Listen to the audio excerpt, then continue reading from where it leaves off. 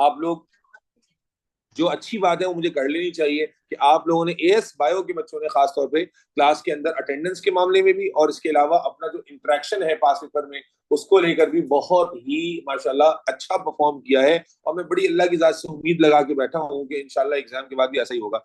आज जो पेपर मैं आपको कराने लगा हूँ बेटा, ये रीसेंट ईयर का सबसे मुश्किल पेपर है। रीसेंट ईयर का सबसे मुश्किल मैं नहीं कह रहा, ये थ्रेशोल्ड बता रहा है। नॉर्मली जो हमारा थ्रेशोल्ड होता है, और ये पेपर आपने किया हुआ नहीं होता, नॉर्मली जो हमारा थ्रेशोल्ड होता है ज्यादातर केसेस में for grade A out of 60 वो होता है 45, 42, 46, ठीक है ना। इस तरह का थ्रेशोल्ड होता है, कभी कभी 50s में भी चला गया है शादो नाजिर। ए ग्रेड लाने के लिए तो नॉर्मली हमारा थ्रेशोल्ड होता है वो 45, 42, 48, 51, 42 यहाँ तक जाता है, ठीक है ना।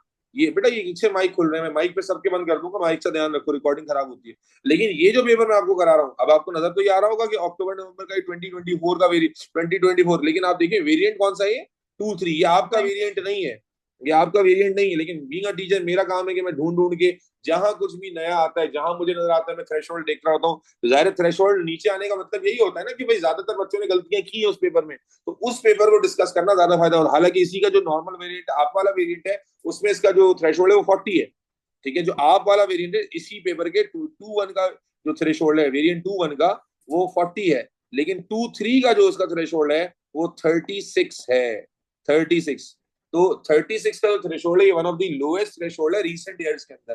तो इसलिए ये पेपर मैं आपको आज कराने का इरादा रखता हूं ताकि आपका दिमाग मजीद जो है ना वो एक्सप्लोर करे कि क्या चीजें हैं। और अगेन सिलेबस की रिवीजन जितनी अच्छी होगी, जितना आपने इंटरैक्टिव तरीके से पास पेपर सेशन अटेंड किए होंगे घर में, जितना आप अपनी ईमानदारी से सेल्फ स्टडी, याद रखिए मैं ओ लेवल वालों की भी क्लास अभी पहले खत्म की है, मैं उनको भी यही समझा रहा था। और ये बात पता नहीं आजकल इतना कमर्शलाइज दौर हो गया ना कि टीचर अगर एग्जाम से पहले एक हफ्ता पहले ऑफ दे देना, बच्चों की खबर से रुएं निकल आती हैं। क्यों? अम्मा अब्बा भी परेशान हो जाते हैं। लेकिन ये तरीका नहीं है।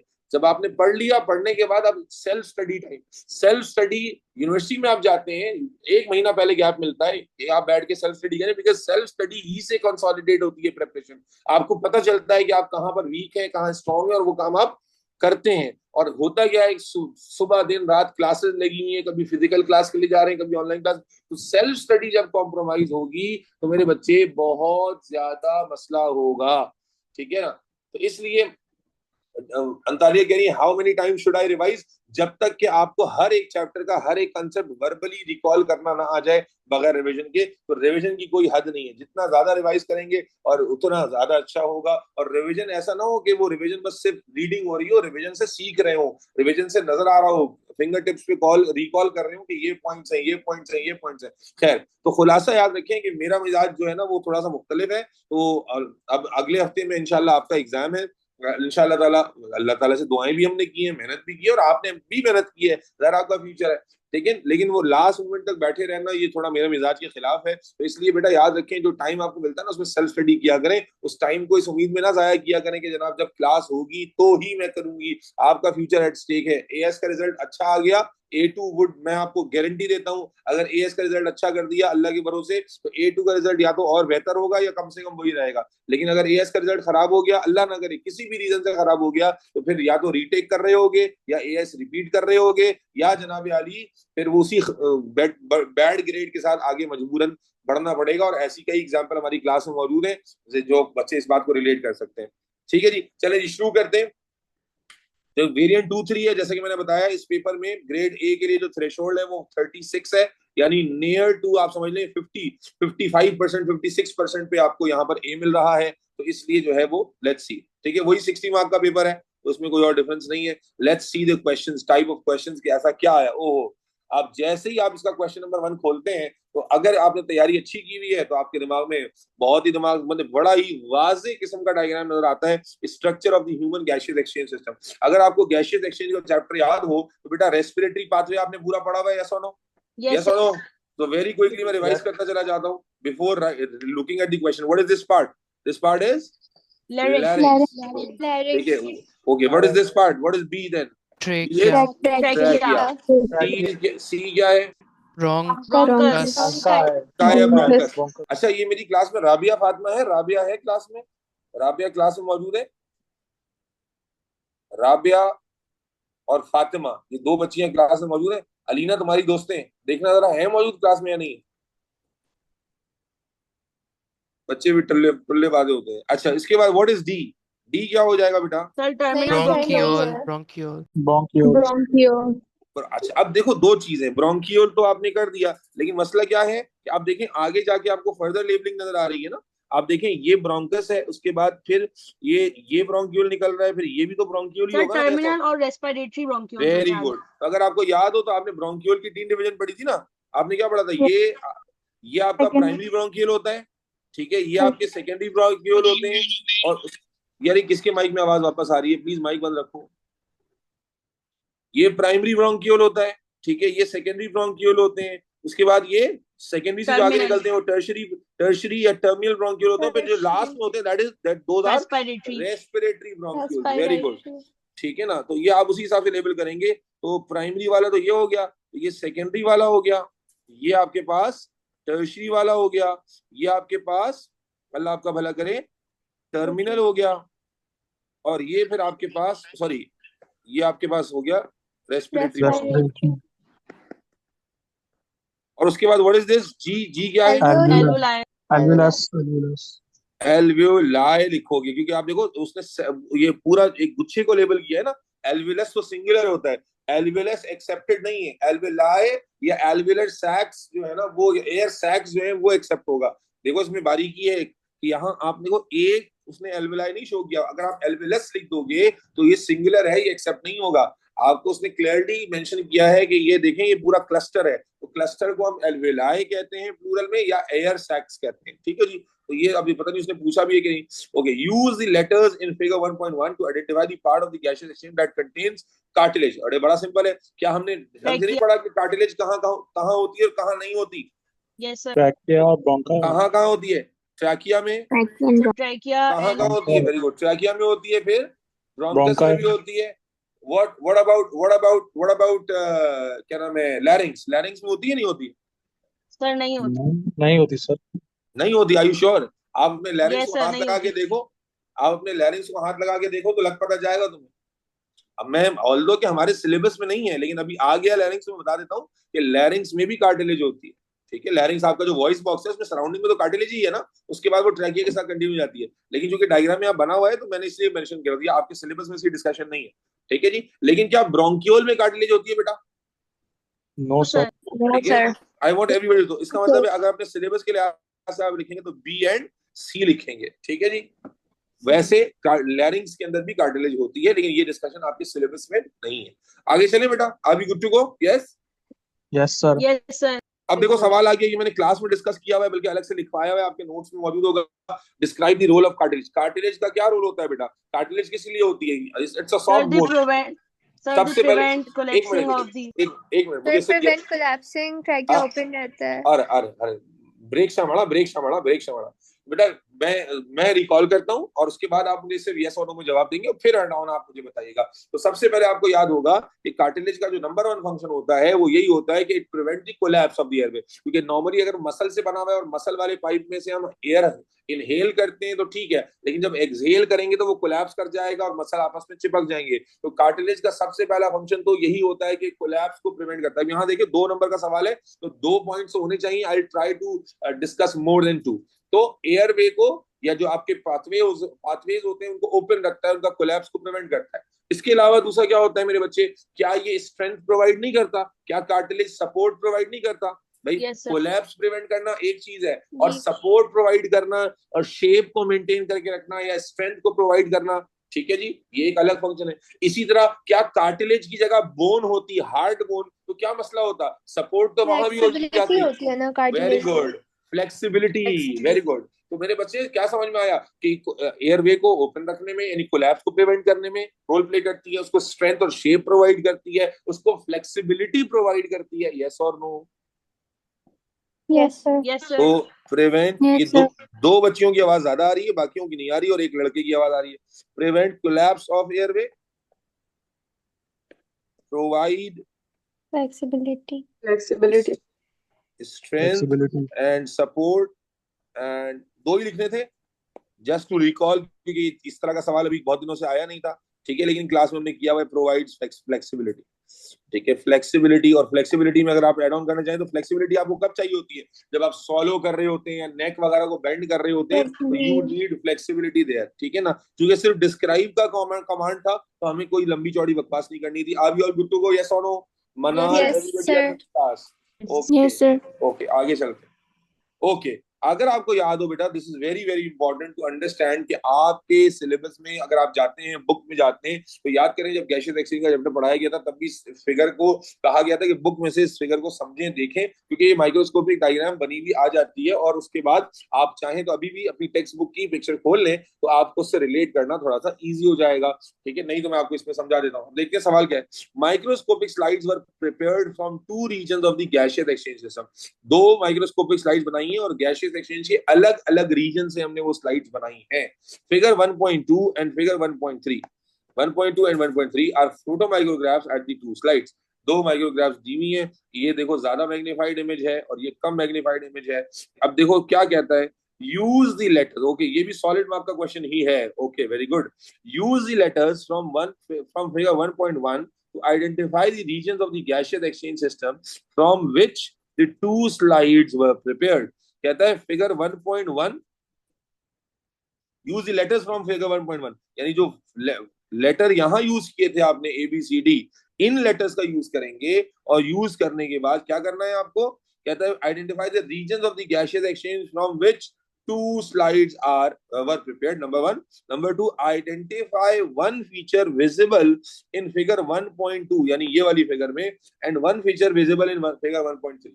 ठीक है, एक एक फीचर दोनों फिगर से आइडेंटिफाई करें। State one way in which each feature relates to its function, यानी उसके बाद उसके फंक्शन के बारे में बात करनी है। तो ये तीसरा पार्ट काफी आसान है, असल है आइडेंटिफाई करना। और यहाँ देखो उसने लिख दिया है ABCD EFG करके पूरा लिख दिया, G तक पूरा यहाँ पर लिख दिया। ठीक है, अब यहाँ पर ABCD, ठीक है, ठीक है। अब देखो पहले जरा इस फिगर को देखते हैं। अच्छा, आप रेफरेंस के लिए ना चाहे तो फिगर अपने बुक्स में खोल लें, ठीक है, तो बहुत अच्छी बात हो जाएगी। ठीक है, और तो बहुत अच्छा है। कोई आइडेंटिफाई कर पा रहा है? Can you see this clearly? क्या जी, यहाँ पर आपको ये लार्ज एयर स्पेसेस नजर आ रहे हैं बच्चे, इस तरह से एयर स्पेसेस, और आप देखिए फिर ये सिंगल ये एपिथेलियम चल रही है, ये एल्वुलाई है, और ये देखिए रेड ब्लड सेल नजर आ रहे हैं, बाइकॉन्केव डिस्क है जी, biconcave disc, red blood cell. तो these are what? These are short what are these are alveoli. ठीक है, ये एल्वुलाइज हैं, और इनको कंफर्म कैसे हो रहा है? देखो हर एल्वुलाई की सराउंडिंग में rich blood supply clearly visible है। You can see the blood coming around here. Yes और नो? किसी को कंफ्यूजन तो नहीं है इस बारे में? No sir. No sir. नहीं सर। तो पहले पहला वाला पूरा कर लेते हैं। तो 1.2 में हमें क्या नजर आ रहा है? लेटर लिखना है हमने। तो लेटर क्या था एल्वुलाई का? जी लेटर था। ठीक है, अब वन विजिबल फीचर आपको नजर आ रहा है, उसमें हमें क्या क्या नजर आ रहा है? तो हमें एयर स्पेसेस दिख रही है, ये air spaces one visible air. उसके अलावा एयर स्पेसेस के अलावा क्या दिख रहा है हमें? balls are richly supplied by blood capillaries ना। तो रिच सप्लाई ब्लड कैपिलरीज कहाँ होती है? रेस्पिरेटरी सरफेस में होती है। तो आप लिख सकते हो कि एयर स्पेसेस विजिबल है। 1 नंबर का है, कितने नंबर का ये? हाँ ठीक है, एक नंबर के बनेगा। खैर, वन विजिबल फीचर क्या है? तो आपको एयर स्पेसेस भी दिख रही हैं। इसके अलावा आपको क्या दिख रहा है मेरे बच्चे? रिच ब्लड सप्लाई दिख रही है। सर हम इसको डेंस कैपिलरी नेटवर्क कह सकते हैं? डेंस कैपिलरी बिल्कुल कह सकते हैं, बिल्कुल 100% कह सकते हैं। रिच ब्लड कैपिलरीज या ब्लड सप्लाई या रेड ब्लड सेल्स भी लिख सकते हो, क्योंकि पर्टिकुलरली जो डोमिनेटिंग हमें नजर आ रहे हैं वो रेड ब्लड सेल्स। तो कुछ भी बात। क्या थिन वॉल्स कह सकते हैं? सॉरी, थिन वॉल्स कह सकते हैं? Thin walls. Yes sir. हाँ जी हाँ जी, walls are absolute single cell thin walls हैं, बिल्कुल कह सकते हैं। थिन वॉल्स, बिल्कुल थिन वॉल्स भी कह सकते हैं। थिन वॉल्स, वो कितने सारे फीचर विजिबल हैं। अब हर दिमाग अलग तरीके से सोचते हैं। हाँ, मेक श्योर कि विजिबल होना चाहिए। अगर आपकी नॉलेज से निकाल के ला रहे हैं तो वो गलत हो जाएगा, क्योंकि आपको पता है ओ लेवल्स में भी ये बात सिखाई गई थी कि those questions which ask about the mentioned features, के भाई ये डायग्राम वाले लिखने हैं तो फिर उसमें डायग्राम वाले ही लिखने होते। अब उसके बाद अब आपको कहा है one way in which the feature relates to its function. हाँ भाई, तो वन वे, अब अगर मैं एयर स्पेस लिख रहा हूं तो एयर स्पेस का इसके फंक्शन से क्या ताल्लुक है बेटा? तो आप जानते हैं air space provide large surface area for exchange of Surface gas. area for exchange of gases. very good for exchange of gases, simple. ये मुझे उस वक्त लिखना है जब मैं एयर स्पेस लिख रहा हूँ। और अगर मैं आपसे कहूँ कि जैसे उस बच्चे ने कहा थिन वॉल्स है, थिन वॉल से क्या होता है? Shorter Sir, shorter distance for diffusion. for rapid diffusion, shorter distance for rapid diffusion. इसी तरह रिच ब्लड सप्लाई का क्या रोल होता है? सुनहरा थर। रिच ब्लड सप्लाई से क्या होता है? अगर ब्लड सप्लाई अच्छी आ रही है तो क्या होगा concentration बेटा? gradient maintain को Sir, more oxygenated blood. नहीं concentration Sir, gradient it can maintain absorb more oxygen. नहीं बेटा, आप देखिए ब्लड लेकर आ रहा है low partial pressure of oxygen, air space में high partial pressure of oxygen. इसी तरह ब्लड लेकर आ रहा है high partial pressure of carbon dioxide, और एयर स्पेस में है low partial pressure of carbon dioxide. तो असल में ब्लड जितना ज्यादा है ग्रेडियंट उतना ज्यादा होगा। Very good. कॉन्सेंट्रेशन ग्रेडियंट जो है वो क्रिएट होता है इससे, जो जिसकी वजह से रैपिड डिवीजन होगी ना बेटा। कॉन्सेंट्रेशन ग्रेडियंट क्रिएट होता है। कॉन्सेंट्रेशन ग्रेडियंट का सेंस सबको समझ में आना चाहिए। जुनैरा अथर कमाल क्लास में नहीं है क्या? उनका जवाब क्यों नहीं आ रहा है? तो कॉन्सेंट्रेशन ग्रेडियंट जो है वो between air space and alveoli maintain होता है ताकि उससे रैपिड डिफ्यूजन हो सके। तो ये जी के रेफरेंस से ये फीचर है। Are you all good to go? Manal and everybody else, Ali Abbas, Sara Usman. yes sir हाँ जी बोलो बेटा।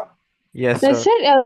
how are we able to differentiate between airspace and alveoli? मुझे ये बात नहीं मेरे बच्चे, तो दैट्स वेरी किसने पूछा सवाल? Who is the girl? Minha. Minha. अच्छा Minha, this is very very simple. देखो air space is a general term, you can write alveoli here as well. Air space is the general term, it's an English word. ठीक है, the correct word ये biology में air space and alveoli जो है दोनों मिला के बोले जाते हैं। अब चूंकि हमें एक एल्वेलस नहीं शो किया गया, तो आइदर यू राइट कि ये एयर स्पेसेस विजिबल है या यू राइट कि एल्वेलाई विजिबल है। दो बोथ आर एक्सेप्टेबल। यहाँ तो आपने वो लिखना है ना, जी लिखना है ना यहाँ तो कि जी विजिबल है। अब वो जी चाहे एयर स्पेस मान के चलो या एल्वेलाई मान के चलो। ठीक है, thank you sir. Welcome. Okay, अब आ जाओ 1.3 में। अब 1.3 को देखते हैं उसमें क्या विजिबल है। तो बेटा Sir, 1. ciliated epithelium. तो कितना क्लियर नजर आ रहा है कि देखें ये सीलिया नजर आ रहे हैं गाइस एंड गर्ल्स। और अगर सीलिया Yes, है तो जाहिर है इट इज वेरी ऑब्वियस कि सीलिएटेड एपिथेलियम है। और आपको ये भी पता है कि सीलिएटेड एपिथेलियम के साथ साथ जगह जगह पर क्या होता है मेरे बच्चे? Goblet cells. goblet goblet cells cells भी होते हैं, है ना। तो अब ये कौन सा स्ट्रक्चर है जनाब आली? Sir, D जहाँ and C's. सीलिएटेड सेल्स कहाँ कहाँ होते हैं बताओ? ट्रैकिया Trachea में, में लैरिंक्स होते में तो नहीं होते। हैं, bronchus फिर में यहाँ ट्रैकिया में होते हैं, Sir, में B होते and हैं। Trachea. ट्रैकिया और ब्रोंकस में होते हैं ना। इसका मतलब या तो मैं बी Yes, लिख दूं sir. या क्या लिख दूं? सी लिख दूं। यस और नो? जी ठीक है, yes sir तो यहाँ पर मैंने कर लिया बी और सी। बी लिख देते हैं बस। ठीक है, उसके बाद इनका वन विजिबल फीचर क्या क्या चीज दिख रही है इसके अंदर? तो आपको Sir, cilia. सीलिएटेड सेल्स दिख रहे हैं। यस और नो? और सीलिएटेड सेल्स हैं तो लाजमी तौर पे सीलिएटेड सेल्स के साथ Sir, कौन से सेल्स होते mucin हैं? भी visible है. एक मिनट बेटा, सीलिएटेड सेल्स हैं तो सीलिएटेड सेल के साथ और क्या है? Goblet goblet cells. सेल्स। अब Goblet इसको cells. ठीक है, म्यूकस रिलीज। दोबारा मैं दिखा देता हूँ। देखो जहां जहां पर आपको सीलिया में गैप नजर आ रहा है ना बेटा, ये आपके पास फिर गॉबलेट सेल वाली जगह आ जाएगी। जहां जहां सीलिया में गैप नजर आ रहा है, जहां जहां सीलिया में गैप, क्योंकि सीलिएटेड सेल्स के दरमियान ही होते हैं ना गॉबलेट सेल्स। यस और नो? जी यस सर। ठीक है, जी सर। चलो आगे चलो। माज एहतशाम बेटा कहाँ हो? तुम्हारे रिस्पॉन्स नहीं आ रहा। अब बताएं इनका रोल क्या होता है? जी सर, अगर यही हूँ। आपने गॉबलेट सेल लिखा है तो क्या होगा role? Sir, produce it produces Sir, mucus. और जो सीलिया है वो स्वीप करता है out. Sorry Six to goblet क्या सेल कह वो रहे? Produce mucus, produces mucus. ठीक है ना। और अगर सीलिया का लिखोगे तो वो स्वीप आउट कर Sir, it देता है beats.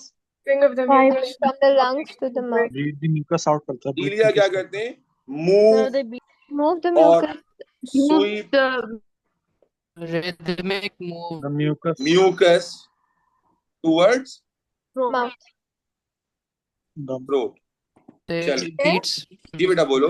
गॉबलेट सेल्स का बैरियर टू पैथोजेंस भी हो सकता है।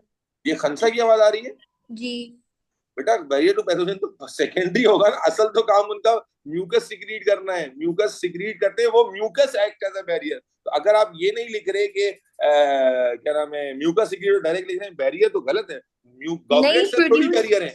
गॉबलेट सेल तो Produce म्यूकस बनाते हैं, वो mucus act as a barrier. तो जुमला पूरा लिखेंगे तो एक्सेप्ट होगा। अगर कोई बच्चा ये लिखता है कि गॉबलेट सेल का रोल क्या है, तो वो क्या है, प्रोवाइड यानी it's a barrier to pathogen, तो ये तो ठीक नहीं है। Mucus is secreted which act as a barrier, ठीक है। मैंने यही लिखा है। जी जी ठीक है ठीक है। अच्छा सर मेरा एक सवाल है। हाँ जी बोलो। सर जो डायग्राम थी गॉबलेट सेल वाली, इसके अंदर जो व्हाइट व्हाइट है ये क्या है? हम्म? जो म्यूसिन। नहीं नीचे सर, नीचे ये है ना जो जी म्यूसिन है ना, जी म्यूकस, म्यूकस है ना, जो लाइट स्टेन म्यूकस होता है। Oh okay sir, thank you. Sir इसको लिखो। म्यूसिन कहते हैं ना? हाँ म्यूसिन, म्यूसिन इसके प्रोटीन का नाम है। म्यूकस प्रोडक्ट का नाम है। Mucus is made up of a protein called mucus, mucin, ठीक है। ओके, नाउ आगे चलते हैं। पार्ट बी आ गया है और ये 5 नंबर का पार्ट है, यानी अब तक का सबसे बड़ा पार्ट है ये, ठीक है। और अब तक काफी सॉलिड मार्क्स से, देखो ये सारा सॉलिड मार्क का सवाल था, पूरे पूरे नंबर वाले सवाल थे। लेकिन यहाँ जाके एग्जामिनर ने पैराग्राफ पूछा। मेरा मानना ये है कि 4 से 5 नंबर का जो सवाल होता है वो आसान होता है, क्योंकि उसमें आप ज्यादा खुलकर लिख सकते हैं, ठीक है। There is a regular, okay, कहता है there is a regular and efficient supply of blood from the heart to the lung. Okay, heart से लंग कहाँ कैसे जाता है ब्लड बेटा? हार्ट से लंग में पल्मोनरी आर्टरी के थ्रू जाता है, यस और no? Describe the sequence of events that occurs in the heart to make sure that there is a regular and efficient supply of blood to the lungs, ठीक है। वो कहता है वो सीक्वेंस बताएं जो कहाँ होंगे, हार्ट के अंदर होंगे, ठीक है। देखो पहले उसने कहा हार्ट टू लंग, अब कह रहा है वो सीक्वेंस बताइए जो हार्ट में होंगे, जिससे ये मेक श्योर होगा कि ब्लड मुसलसल कहाँ जाता रहे। बोलो बेटा, लंग्स में। लंग्स में जाता रहे। तो बेटा ये पहला सवाल है अब तक के, और अल्हम्दुलिल्लाह अच्छा हुआ पेपर कर लिया। तो नॉर्मली हम ट्रांसपोर्ट इन मैन जब कर रहे होते हैं तो या तो आर्टरी वेन पे सवाल आ रहा होता है या फिर उस पे आ रहा होता है बॉर शिफ्ट पे, है ना। लेकिन कार्डियक साइकिल अभी तक नहीं आई थी। तो क्या ख्याल है कौन सा रेफरेंस पकड़ रहा है? ये पूछ रहा है कि हार्ट कैसे काम करता है कि ब्लड को लंग्स तक पहुंचा सके। क्या तुम लोग समझ पाए इस सवाल का यस तो अब मुझे बताएं, मैं Yes, वर्बली sir. रिपीट करता हूं। तो बेटा जाहिर है कि जब हार्ट में ब्लड आता है और लंग्स तक जाना है तो पल्मोनरी आर्टरी के थ्रू जाएगा। अब वो कैसे होता है? तो हार्ट आप जानते हैं वेना कावा के थ्रू जो है वो ब्लड रिसीव करता है किस एट्रियम में? राइट एट्रियम में। फिर आपने Right पढ़ा atrium कि में। साइनो एट्रियल नोड जो होता है, ऐसे नोड वो इंपल्स जनरेट करता है या वेव ऑफ एक्साइटेशन जनरेट करता है, और फिर वो वेव ऑफ एक्साइटेशन जो है वो राइट एट्रियम पे स्प्रेड होती है और फिर वो एट्रियल सिस्टोल कॉज करती है, और जिसकी वजह से जो एवी वाल्व्स होते हैं वो खुल जाते हैं। ब्लड जो है वो एट्रिया से वेंट्रिकल में जाता है, यस और no? Yes sir. Yes, sir. उसके Yes, बाद sir. फिर एवी नोड जो है वो वाल्व बंद हो जाते हैं। फिर एवी नोड जो है वो वेव ऑफ एक्साइटेशन रिलीज करता है, और उससे वो वेव ऑफ एक्साइटेशन जो होती है वो अल्लाह भला करे परकाइन टिश्यू के थ्रू पूरे वेंट्रिकल पे फैलती है, और फिर राइट वेंट्रिकल को कॉन्ट्रैक्ट करवाती है। जब राइट वेंट्रिकल कॉन्ट्रैक्ट होता है तो सेमीलूनर वाल्व खुल जाते हैं और ब्लड जो है वो पल्मोनरी आर्टरी में चला जाता है और पल्मोनरी आर्टरी के थ्रू लंग में आ जाता है। यही सीक्वेंस है, यस और नो? Yes, sir. तो अब ये बहुत बड़ा जवाब है, इसलिए मैं बस इसको फ्लो चार्ट की फॉर्म में लिख देता हूँ। तो आप कहते हैं वेना कावा के थ्रू ब्लड राइट एट्रियम में आएगा, फिर ऐसे नोडल Activity. एक्टिविटी होगी या वेव एक्साइटेशन आएगी, उससे फिर क्या होगा? एट्रियल सिस्टोल होगा, और एट्रियल सिस्टोल में क्या होगा? एवी वाल्व, बोलो बेटा, ओपन हो जाएंगे। बेटा क्या सारे बच्चे रिलेट कर पाए हो? तो ये बड़ा सिंपल अगर आपने पढ़ा हुआ है। एवी Yes, वाल्व sir. ओपन होंगे तो ब्लड जो है वो एट्रिया टू वेंट्रिकल चला जाएगा। ब्लड, किसी को कोई कंफ्यूजन तो नहीं है? Moves from no sir. Sir right, जो हाँ बोलो। सीक्वेंस बता रहे हैं इससे एफिशिएंसी कैसे आंसर हो रही है? एफिशिएंट सब बेटा, देखो ट्रांसलेशन तो मेरी आपसे अच्छी नहीं होनी चाहिए ना, आपकी मुझसे अच्छी होनी चाहिए। सवाल क्या है? Describe the sequence of events. क्या डिस्क्राइब करना है? सीक्वेंस ऑफ इवेंट्स, ठीक है, that occur in the heart. तो अब मुझे अच्छा चलो मैं कहता हूँ आगे की बात समझ में भी नहीं आती। हार्ट के अंदर होने वाले सीक्वेंस में और कुछ पढ़ा है आपने? जवाब है नहीं, ठीक है। तो describe the sequence of events that occurs in the heart to make sure that there is a regular and efficient supply of blood to the lung, कि रेगुलर और अच्छे तरीके से ब्लड लंग में जाता रहे। तो हार्ट की यही तो है ना वो वर्किंग, जिससे अच्छे तरीके से ब्लड जाता है। ऑलराइट सर थैंक इस आंसर Sorry? को हम पल्मोनरी आर्टरी तक रोक देंगे ना बस? जी जी जी बिल्कुल।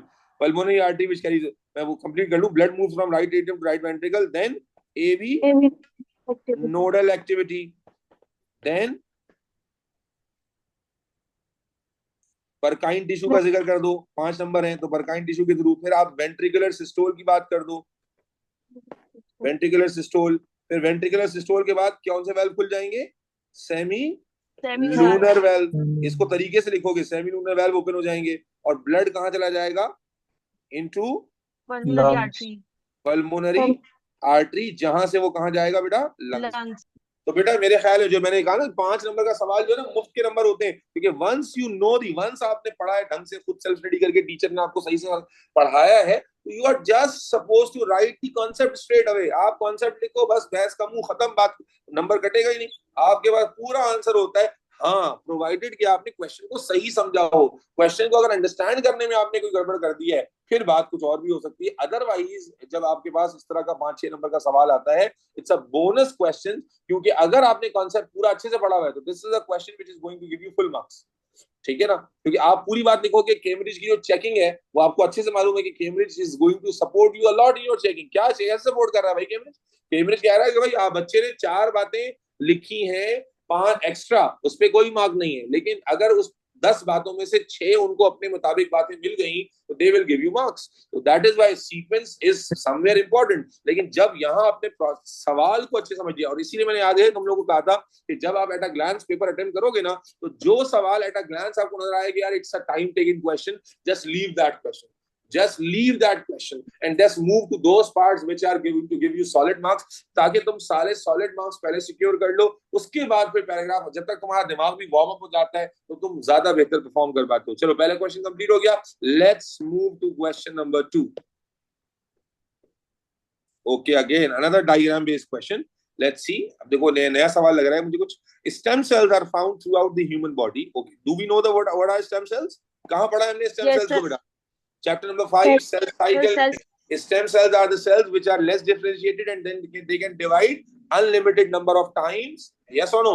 और फिर आपको यहाँ पर भी ये भी बताया था कि जो stem cells होते हैं they divide continuously but they keep their number constant. Yes or no? Yes. और उसका मैकेनिज्म भी समझाया था, रिवाइज कर दूं कि जब वो डिवाइड होते हैं तो 2 सेल्स बनते हैं, एक जो है वो अटैच रहता है टू द बेसमेंट मेम्ब्रेन और नीच सेल से अटैच रहता है, दूसरा डिटैच हो जाता है। जो डिटैच हो जाता है that goes on to differentiating pathway, whereas the other cell which is still intact वो डिफरेंशिएट नहीं हो पाता and that remain as stem cell। ये तो स्टेम सेल की वो थ्योरी है जो हमने क्लास में की थी। अब सवाल देखते हैं कि क्या कह रहा है। Figure 2.1 is a flow chart showing stages in the development of one of the daughter cell produced by the mitotic division of an LGR5 plus stem cell। एक LGR5 plus stem cell है जो कि small intestine में होता है और इसकी जो है ना डॉटर सेल की डेवलपमेंट शो कर रहे हैं। ठीक है, अब क्या नजर आ रहा है? मेरे ख्याल में माइटोसिस का सवाल आ गया ये। तो यहाँ देखें सेल है, उसके अंदर एक न्यूक्लियस है, फिर यहाँ देखें न्यूक्लियस खत्म हो गया, यहाँ पर आपको कुछ क्या नजर आ रहे हैं? क्रोमैटिड्स वगैरह नजर आ रहे हैं। यहाँ पर आपको साइटोकाइनेसिस होती हुई नजर आ रही है और यहाँ 2 सेल बन गए। ठीक है, फिर उन 2 सेल के अंदर फिर डिफरेंस देखो, इन 2 सेल से ये भी बना, ये भी बना, अलग अलग टाइप के सेल बने, तो ये फिनोमेना क्या कहलाएगा? डिफरेंशिएशन। ठीक है ना? अब सवाल देखते हैं कि वो क्या पूछ रहा है। Explain why stem cells are required in places such as the lining of small intestine. कहता है भाई स्टेम सेल्स ऐसी जगह पर हमें क्यों चाहिए होते हैं? पहला सवाल। ठीक है जी, to replace dead cells. 2 number का सवाल है। कांस्टेंट वेरिएंट की वजह से याद रखें जितनी भी हमारी लेयर्स हैं, लाइनिंग्स है बॉडी की, उन तमाम लाइनिंग्स पर चूंकि वेयर एंड टेयर सबसे ज्यादा, भाई सबसे ज्यादा वेयर एंड टेयर कहाँ होगा? लाइन सुपरफिशियल सरफेस पे होगा ना। यस और नो? अब जैसे मेरी हाथ की स्किन है तो हाथ की स्किन में जो सबसे मेरी अंदर वाली लेयर जल्दी डैमेज होगी और जो बाहर वाली है जाहिर है जो बाहर वाली होगी। मेरे स्टमक है तो स्टमक के अंदर जो आउटर लेयर है, यानी आउटर से मुराद जो आपकी बॉडी के अंदर तो इनर है जिसमें फूड जा रहा है, वो भी तो सुपरफिशियल लेयर ही है ना, वही ज्यादा वेयर एंड टेयर में आएगी। मसल्स रप्चर हो रहे हैं तो उनकी भी सुपरफिशियल लेयर। तो याद रखें जितनी भी हमारी अल्लाह भला करे बॉडी में लाइनिंग्स होती हैं उन सब में स्टेम सेल्स अल्लाह ने क्यों रखे? ताकि जो हमारे सेल्स डैमेज हो रहे हैं, जो हमारे सेल्स जो हैं उनको रिप्लेस करना है तो उनको रिप्लेस किया जा सके आसानी से। तो पहला रीजन स्टेम सेल्स क्यों होते हैं लाइनिंग में? टू रिप्लेस और to replace the dead cells or to replace the damaged cells or to replace the dead cells or worn out cell to replace the cells which have spent their life already. जो sales अपनी life गुजार चुके हैं उनको खत्म कर देना, उनको रिप्लेस कर देना। एक रीजन तो ये होता है। दूसरा रीजन तो खुद डायग्राम में नजर आ रहा है, ये स्टेम सेल्स ही तो थे जिन्होंने क्या किया, डिपेंडिंग अपॉन द रिक्वायरमेंट वो क्या हुए, अलग अलग टाइप के सेल में क्या हुए, कन्वर्ट हुए अलग अलग टाइप। जैसे आपने पढ़ा, जैसे आपने याद रखे बेटा, आपने पढ़ा ये अच्छा, ये पोटेंसी के हिसाब से कौन से टाइप के सेल कहलाएंगे? सर प्लूरीपोटेंट, ये प्लूरीपोटेंट कहलाएंगे या मल्टीपोटेंट कहलाएंगे? Sir pluripotent. Pluripotent because गलत जवाब, दे वुड बी मल्टीपोटेंट। क्यों? क्योंकि बेटा देखो ये सारे सेल्स डिवाइड होके इंटेस्टीन ही के सेल्स बना रहे हैं, एक ही जर्म लाइन से रिलेटेड सेल बना रहे हैं। यस और नो? प्लूरीपोटेंट में तो क्या होता है कि वो सब कुछ बना सकता है सिवाय, सब कुछ बना सकता है सिवाय एम्ब्रियोटिक सेल्स के सर। प्लासेंटा। ठीक है ना? Placenta। तो इसलिए ये तो बेटा प्लूरीपोटेंट हो ही नहीं सकता था, ठीक है ना? तो this is not going to be pluripotent, this is a multipotent example. जैसे कि आपके बोन मैरो की एग्जांपल थी, तो आप देखें कि ये क्या होता है कि depending upon the requirement of the body, stem cells का फायदा क्या होता है कि जिस, जैसे ब्लड में है, अब ब्लड में अगर रेड ब्लड सेल का नंबर कम हो रहा है तो स्टेम सेल्स डिवाइड होकर रेड ब्लड सेल ज्यादा बनाएंगे। ब्लड में अगर white blood cell, for example blood में इन्फेक्शन हो गया है तो रेड ब्लड सेल उतने ही रहते हैं, लेकिन व्हाइट ब्लड सेल्स बढ़ना शुरू हो जाते हैं। तो स्टेम सेल्स का एक फायदा क्या होता है कि they can divide rapidly and differentiate into a particular type of cell as per the requirement of the body, as per the, बोलो भाई, requirement of the body. Is that clear? ठीक है ना? Yes sir. Yes, sir. तो let me write these things. जी to replace, पहला reason हमने क्या लिखा, to replace dead slash damage cells. Arba Ghazi बेटा बात आपकी पार्टिसिपेशन नहीं हो रही। और इसी तरह to divide and differentiate to form Into required specialized cells. specialized cell as per the requirement of the body.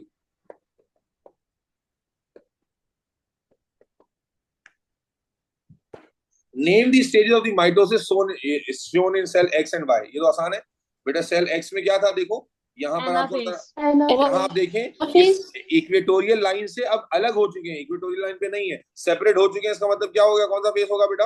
Anaphase. कौन सा फेज हो रहा है बेटा? यहाँ पर हो रहा है एनाफेज, और यहाँ पर कोई टेलो कह रहा था, कौन गधा है जो टेलो कह रहा है भाई? टेलोफेज कहाँ से हो गया? दो न्यूक्लियस बन चुके हैं, साइटोप्लाज्म सेपरेट हो रहा है, तो कौन सा फेज होगा?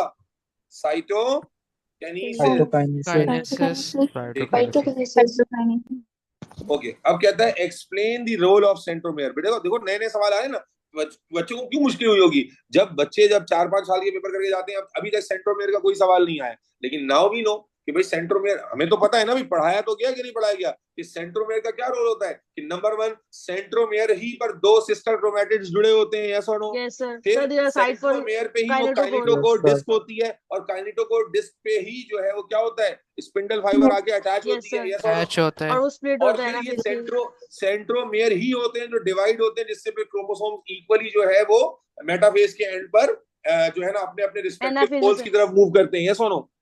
Yes sir. Yes, sir. ठीक है, तो यहाँ 2 नंबर है, तो मैं 3 बातें मैं बस मेंशन कर देता हूँ जल्दी जल्दी। तो नंबर 1 पॉइंट ऑफ अटैचमेंट होते हैं, पॉइंट ऑफ अटैचमेंट बिटवीन, बोलो बेटा, 2 सिस्टर या नॉन सिस्टर? Sister Chromatid. लड़कों की आवाज बिल्कुल नहीं आ रही है भाई, क्या वजह है? इसी तरह फिर contain kinetochore disc which allow the attachment of Spindle fibers. Spindle fibers. ठीक है। और मजीद क्या लिख सकते थे? आप लिख सकते थे कि it divides at the end of, कौन से फेज में डिवाइड होगा? मेटाफेज। एनाफेज के एंड में थोड़ी, मेटाफेज में सेपरेशन होगी ना। it divides at the end of metaphase to allow separation of chromosomes है। चलें आगे चलते हैं भाई। और फिर वही सेल आ गए। Figure 2.2 shows 3 type of specialised cell that develop from LGR5 stem cells in the small intestine. अब आप नोटिस करेंगे तो आपको नजर आ रहा होगा इसमें सेलुलर स्ट्रक्चर्स दिखाए हुए हैं। यहाँ पर ये आपको नजर आ रहा होगा रफ एंडोप्लाज्मिक रेटिकुलम है, ठीक ठाक किस्म का, है ना। ये न्यूक्लियस है आपके पास। यहाँ देखिए अच्छे खासे माइटोकॉन्ड्रिया हैं। क्यों है इतने सारे माइटोकॉन्ड्रिया? तो आपको सर नजर आ रहा है सीलिया यहाँ देखो इधर। सीलिया है। सीलिया Because of the सीलिया की cilia जो present. मूवमेंट होती है उस मूवमेंट के लिए जाहिर है कि एनर्जी तो चाहिए होगी ना भाई, चाहिए यस और होगी। नो। Yes sir. ठीक है। इसी तरह अगर आप यहाँ देखें तो यहाँ पर आपको देखें बहुत सारे गोल्जी बॉडीज नजर आ रहे हैं, ठीक है, जो कि सिक्रीटरी फैक्ट्रीज होते हैं, ऐसा no. Golgi yes bodies sir. होते हैं जो कि आपको बराबर वाले सेल में नजर नहीं आ रहे। तो इसका मतलब यहाँ से कोई ना कोई सिक्रीशन तैयार हो रही है। और इसके अंदर अगर आप देखें तो इसके अंदर आपको भरपूर तादाद में राइबोसोम यानी रफ एंडोप्लाज्मिक रेटिकुलम सबसे ज्यादा डोमिनेंट नजर आ रहा है। ये सारा rough endoplasmic yes reticulum sir. Rough endo, ठीक सर है, ये एंजाइम्स माइटोकॉन्ड्रिया। बना। हाँ जी। और उसके बाद सर ये देखो, एंजाइम्स प्रोड्यूस। हाँ, ये एक्सोसाइटिक वैक्यूल्स हैं। एक्सोसाइटिक वैक्यूल्स हैं जो जाके देखो अपना कंटेंट बाहर रिलीज कर रहे हैं, ठीक है। इनको उसने पी, क्यू और आर का नाम दिया हुआ है। अब सवाल क्या है? The structural features of a cell indicate its likely function. Suggest a function of each of the cell shown in figure 2.2 and explain how these structures and each cell support your suggestion. तो cell P में आपको क्या चीज सबसे ज्यादा prominent नजर आई है? Cilia and mitochondria.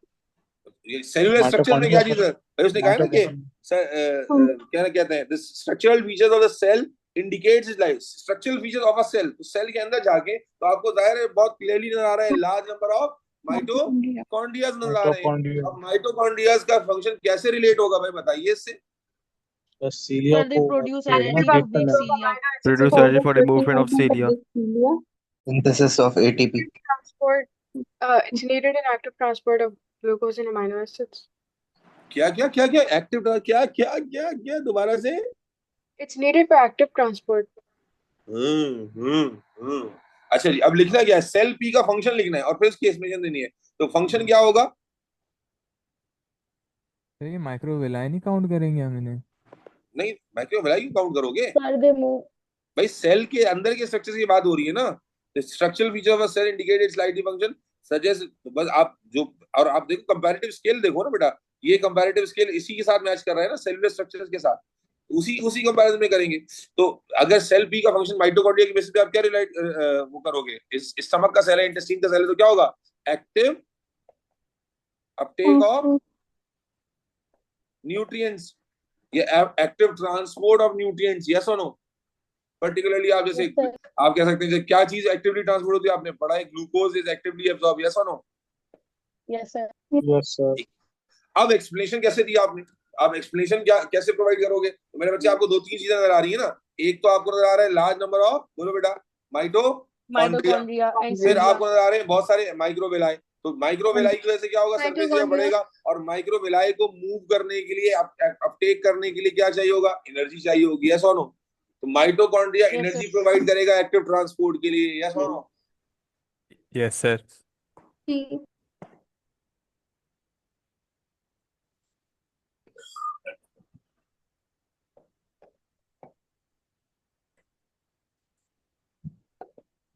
To provide continuous energy for active transport. अब आ जाए सेल क्यू पे। सेल क्यू में क्या चीज नजर आई? तो गोल्जी बॉडीज ही गोल्जी बॉडीज है। तो जब भी गोल्जी बॉडीज है उसका मतलब क्या हो गया बेटा? Secretion. अच्छा, गोल्जी बॉडीज भी है और नीचे आपको रफ एंडोप्लाज्मिक रेटिकुलम भी दिख रहा है। खैर, तो सिक्रीशन है, सिक्रीटरी फैक्ट्री है, ठीक है, सिक्रीटरी फैक्ट्री है। अब क्या चीज होगी जो यहाँ सिक्रीशन कर रही हो? किस चीज की सिक्रीशन हो रही होगी बेटा? इंटेस्टीन हो या कोई भी हो। तो हमने क्या पढ़ा है कि जितनी भी अभी हमने पढ़ा ना, लाइनिंग सारी किसकी होती है? म्यूकस की लाइनिंग होती है। तो मेरे बच्चे, ये क्या चीज की सिक्रीशन हो रही होगी? मोस्ट लाइकली ये म्यूकस की सिक्रीशन हो रही होगी। या आप सिंपली कह सकते हो कि ये सिक्रीशन हो रही है, एक्सोसाइटोसिस हो रही है प्रोडक्ट्स लाइक म्यूकिन की या म्यूकस की। और ये क्यों, ये कैसे पता चला आपको? ये यानी इसकी एक्सप्लेनेशन कैसे है? तो आपको नजर आ रहा है कि रफ एंडोप्लाज्मिक रेटिकुलम भी है जो प्रोटीन बनाते हैं, और फिर large number of Golgi bodies है जो उसकी पैकेजिंग करते हैं और उसकी मॉडिफिकेशन करते हैं, यस और no. Can you see both of these features here? Yes sir. चलें तो लिख देते हैं इसको। Secretion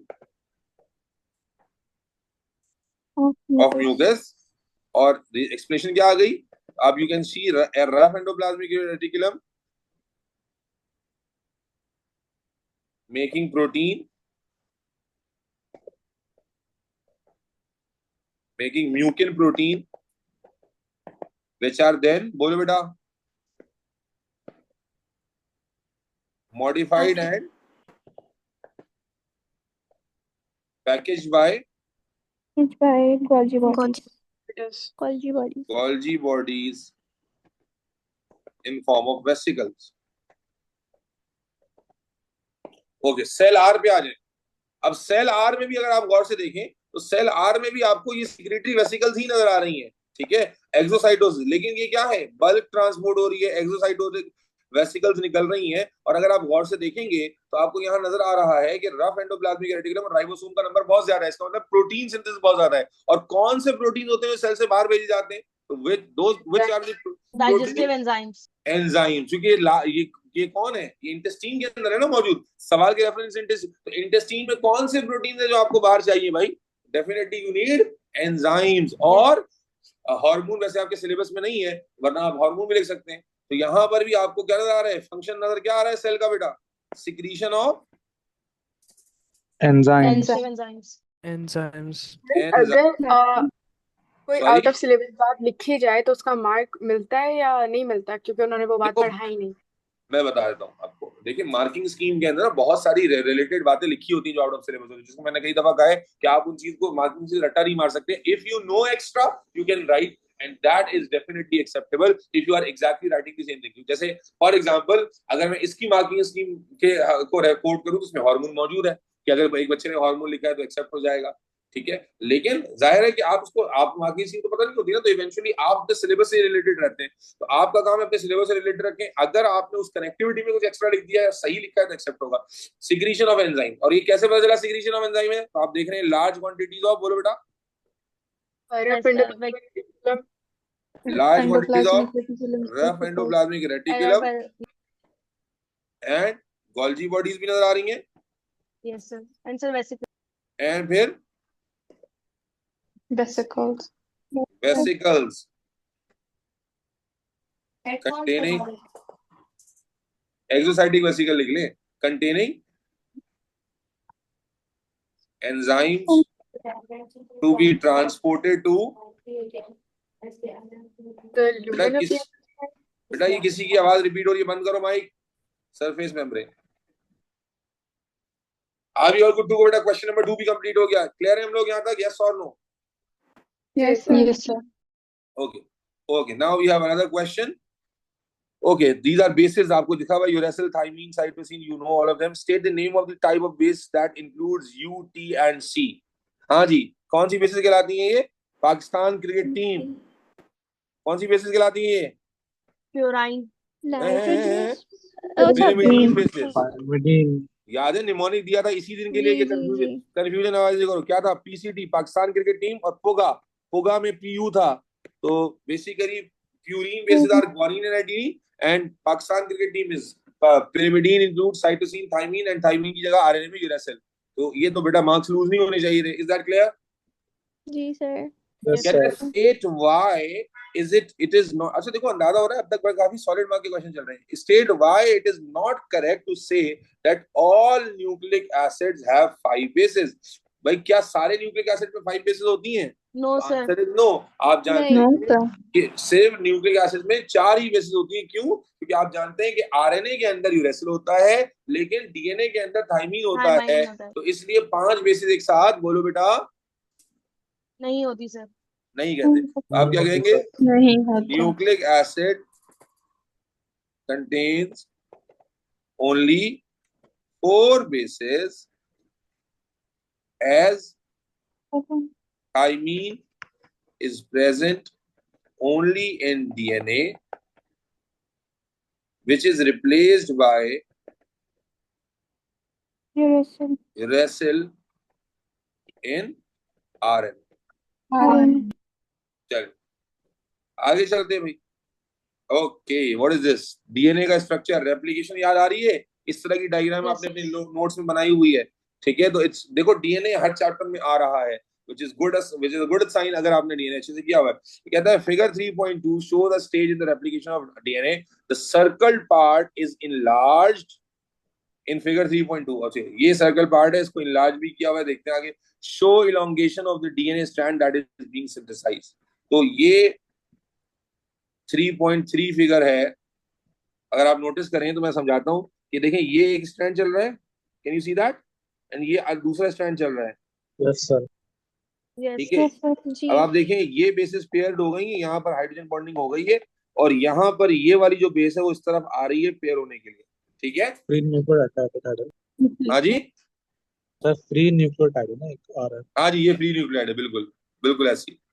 Describe the sequence of events that occurs at the stage shown in figure 3.23 to extend the synthesis strand. तो बेटा आप सीधा सीधा उसने आपको इस रेप्लिकेशन का यहाँ से होने वाला इवेंट पूछा है। तो बेटा आपको अच्छे से याद है, मैं वर्बली याद दिला देता हूँ, मैं फ्लो चार्ट में लिखूंगा इतना लंबा आंसर। तो आप जानते हैं कि ये फ्री न्यूक्लियोटाइड है, और ये फ्री न्यूक्लियोटाइड अगर कोलाइड करेगा अपनी कॉम्प्लीमेंट्री, बोलो बेटा, बेस से, यस और no? Yes, sir. Base, yes sir. और जब ये कोलाइड करेगा, जब ये कोलाइड करेगा तो अल्टीमेटली क्या होगा, दो चेंजेस आएंगी। पहला चेंज क्या होगा, ये हाइड्रोजन बॉन्ड बनाएगा इसकी नाइट्रोजनस बेस के साथ, अपनी कॉम्प्लीमेंट्री बेस के साथ, यस और no? Yes, sir. Yes, sir. और Yes, sir. दूसरा क्या होगा, ये जो जो एक्स्ट्रा फॉस्फेट्स हैं ये लूज हो रिमूव हो जाएंगे। जाएंगे। ठीक है हो ना, जाएंगे सर। ठीक है। फिर डीएनए, क्योंकि उसने कहा है कि भाई किस तरह इलोंगेशन होगी, तो जैसे ही आपस में कनेक्ट हो जाएंगे, तो ये देखो इस न्यूक्लियोटाइड और इस न्यूक्लियोटाइड में भी कनेक्शन नहीं है ना, तो डीएनए पॉलीमरेज आएगा, और पॉलीमरेज आके क्या करेगा, इन दोनों को आपस में असेंबल Attach कर कर देगा। देगा, यस और no? Yes Yes, sir. sir. तो क्या इवेंट्स है 4 नंबर के लिए, तो हमारे पास बड़ा मवाद है। हम कहते हैं कि भाई फ्री न्यूक्लियोटाइड जो है, मैं स्टेप बाय स्टेप लिख देता हूँ। Free nucleotide will collide to its complementary Yes. base या exposed base, rather I should say exposed, जो expose हुई भी। फिर क्या होगा, तो आप कहते हैं hydrogen bonds form between nitrogenous bases, complementary pair of nitrogen, complementary nitrogenous bases। फिर आप क्या कहते हैं, release of extra phosphates from free nucleotide. Maz, can you comprehend to all these statements, beta? And then finally, Yes, DNA sir. polymerase make phospho ester bond to elongate the strand. Sir चल sugar जी बेटा कह बोले, सकते हैं ना, sorry sugar कह सकते हैं ना बेटा, आपकी आवाज मैं क्लियरली सुन नहीं पा रहा हूँ, please be clear. Sir, sugar phosphate bond भी कह सकते हैं ना। शुगर फॉस्फेट बॉन्ड भी कह सकते हैं, बिल्कुल ठीक है बेटा। आगे चलते हैं बेटा। अब क्या कहता है, कहता है two strands in a molecule of DNA are described as anti parallel. Do we know that already कि जो दोनों स्ट्रैंड्स होते हैं एंटी पैरेलल होते हैं एक दूसरे के। ठीक है, with reference to 3.2 and 3.3 state what is meant by anti-parallel and explain how the anti-parallel arrangement of the strand determines how new strands are synthesized. This is something which is, पहला तो आसान है anti-parallel, तो पहले मैं anti-parallel बता दूं। anti-parallel क्या होते हैं, वो strands जो एक दूसरे के साथ parallel हो but they run in opposite direction, yes or no? Yes sir. Yes, sir. ठीक है ना, तो पहले उसी को डिफाइन कर लेते हैं, एक नंबर तो उसी का ही है। तो two strands which are parallel to each other but run in opposite direction.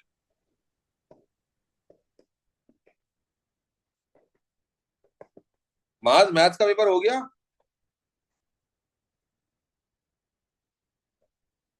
Ji sir. हो गया, कैसा हुआ पेपर?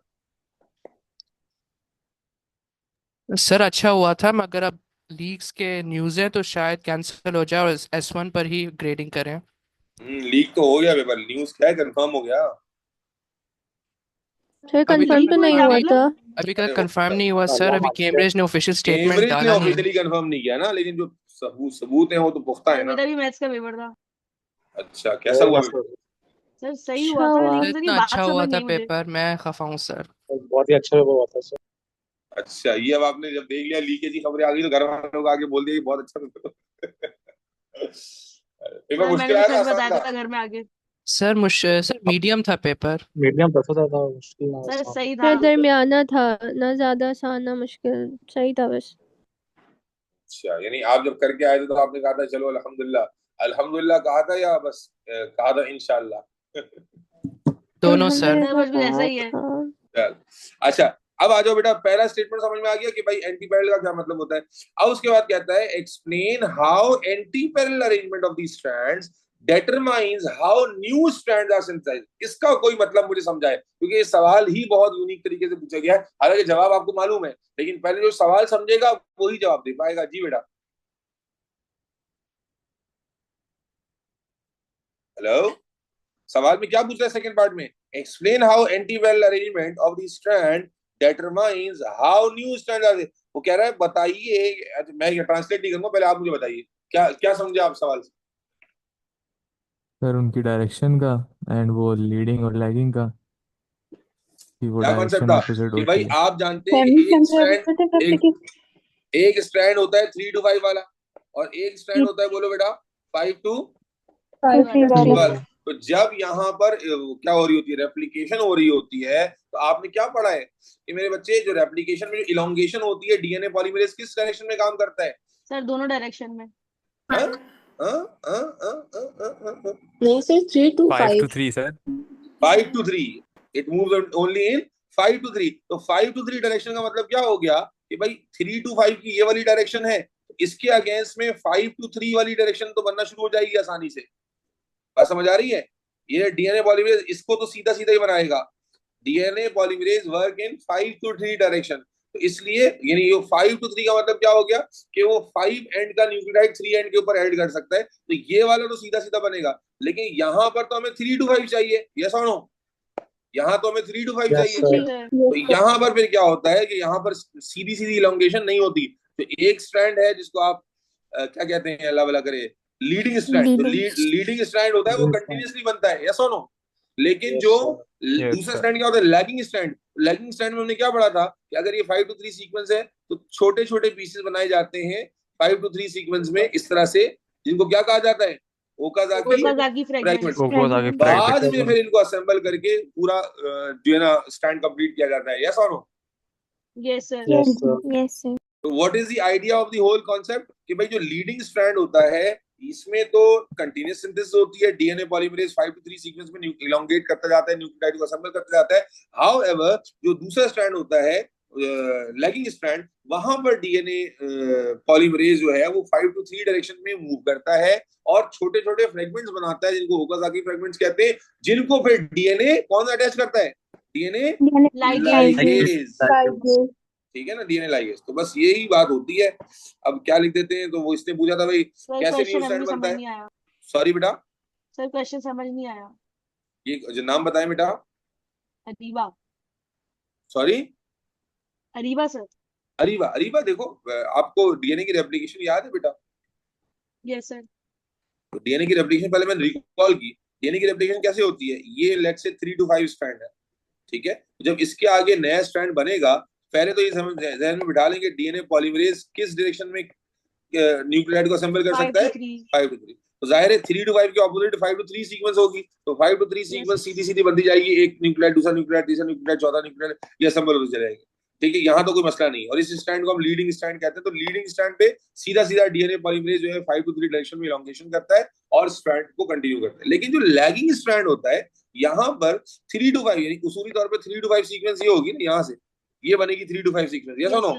3 to 5 सीक्वेंस ये वाली बनेगी। तो डीएनए पॉलीमरेज इस डायरेक्शन में काम कर ही नहीं सकता, इस डायरेक्शन में इलोंगेशन कर ही नहीं सकता। इसका रीजन आप मेडिकल यूनिवर्सिटी के पहले ईयर में बायोकेमिस्ट्री में पढ़ेंगे। तो वो क्या करता है कि भाई छोटा सा यहाँ पर उल्टा रन करता है, 5 to 3 का पीस बनाता है, फिर 5 to 3 का पीस बनाता है, फिर 5 to 3 का पीस बनाता है और फिर इन्हें यहां पर असेंबल करता है 3 to 5 सीक्वेंस। 3 to 5 सीक्वेंस में डीएनए लाइगेज, डीएनए लाइगेज। तो ये जो छोटे छोटे सेगमेंट्स बनते थे इनको हमने कहा था ओकाजाकी फ्रेगमेंट। तो एक जगह जहां 5 to 3 सीक्वेंस है वहां कंटीन्यूअस सिंथेसिस होती है, लेकिन जहां 3 to 5 सीक्वेंस बनानी है वहां पर पीसेस 5 to 3 5 to 3 5 to 3 के छोटे छोटे पीसेस बनते हैं और फिर उनको 3 to 5 सीक्वेंस में बॉन्डिंग करके डीएनए लाइगेज असेंबल करता है। इसको हम डिसकंटीन्यूअस सिंथेसिस भी कहते हैं और ये लैगिंग स्ट्रैंड पे होती है। लैगिंग को लैगिंग इसीलिए कहते हैं ना कि लैग कर रहा है, यहाँ कंटिन्यूअस हो रहा है, यहाँ लैग हो रहा है, lag lag. Is that clear? Yes sir, thank you. तो यही कंसेप्ट है बेटा, कंसेप्ट पता होगा तो सीधा सीधा लिख पाओगे। तो अब यहां बता देते हैं, on leading strand DNA polymerase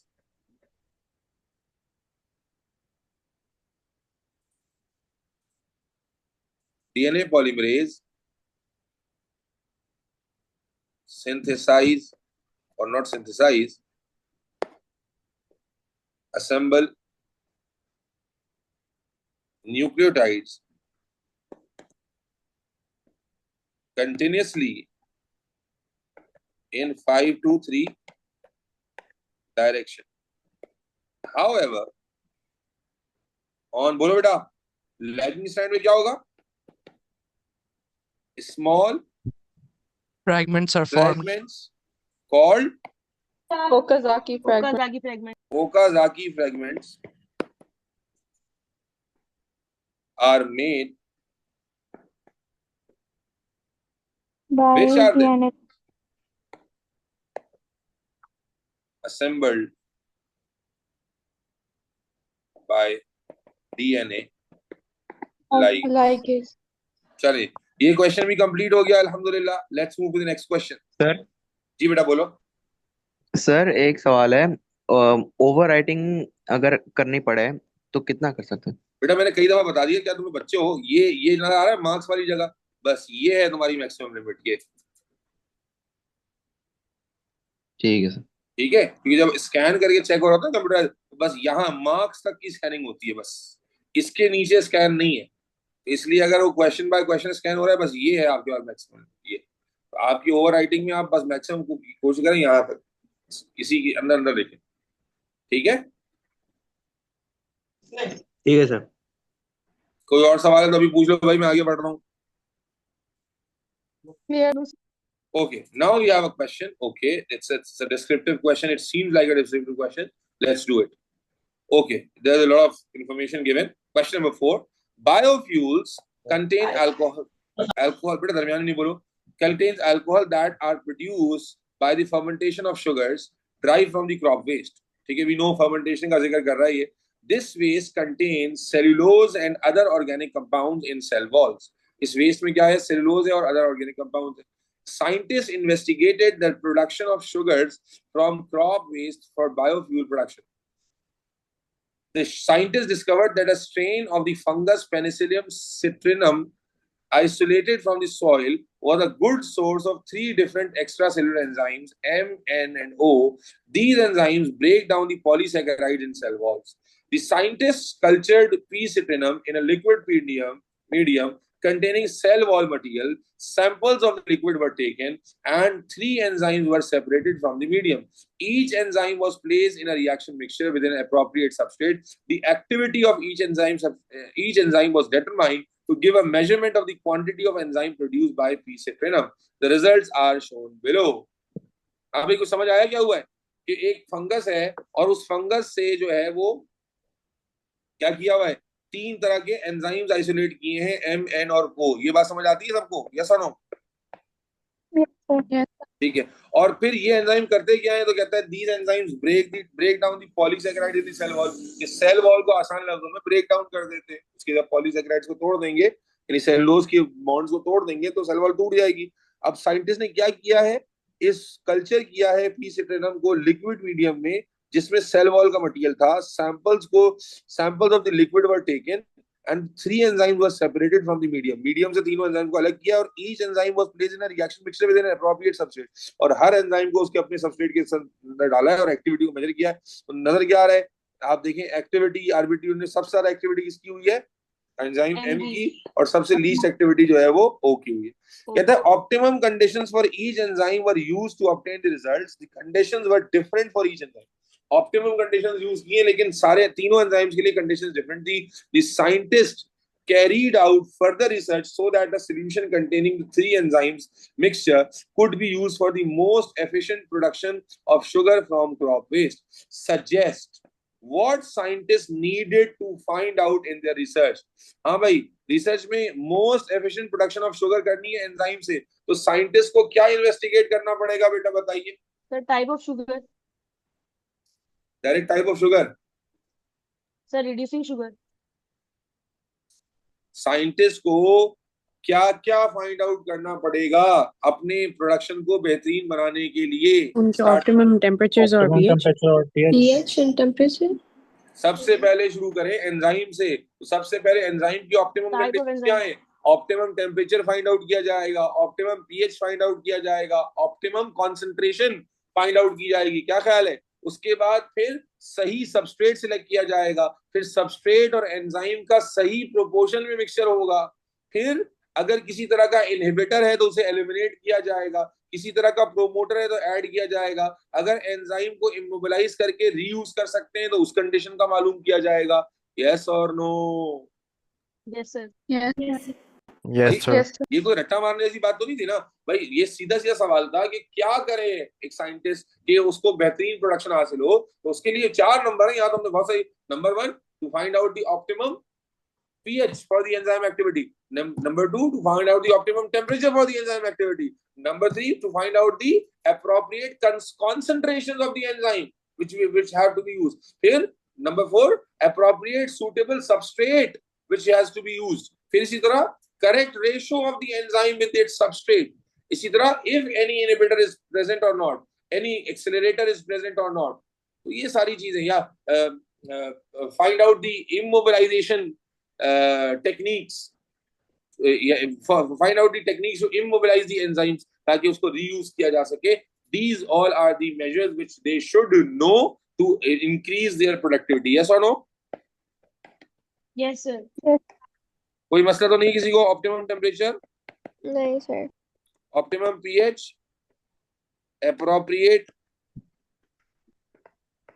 concentration of enzyme, suitable substrate, correct ratio of enzyme and substrate, etc. काफी सारा होगा। चलिए नेक्स्ट सर पार्ट क्या हम है? कैटलिस्ट के बारे में लिख सकते हैं? किसके बारे में बेटा? कैटलिस्ट। एंजाइम तो खुद ही कैटलिस्ट है। चले, अच्छा, students investigated the composition of the cell wall of the leaf cells of the, कोई प्लांट का नाम लिखा हुआ है, थैलीक्रेस एडी blah blah blah. The students begin by isolating the cell wall components from the rest of the cell material. सबसे पहले student ने सेल वॉल कंपोनेंट को अलग कर लिया है, which is good. The students use enzyme extracted from the fungal pathogen of A thaliana to hydrolyse the cell wall components to smaller molecules. The student prepared a reaction where mixture containing the cell wall components and the enzyme, एक reaction mixture तैयार कर लिया जिसमें cell wall भी है और enzyme भी, cell wall के components भी enzyme भी।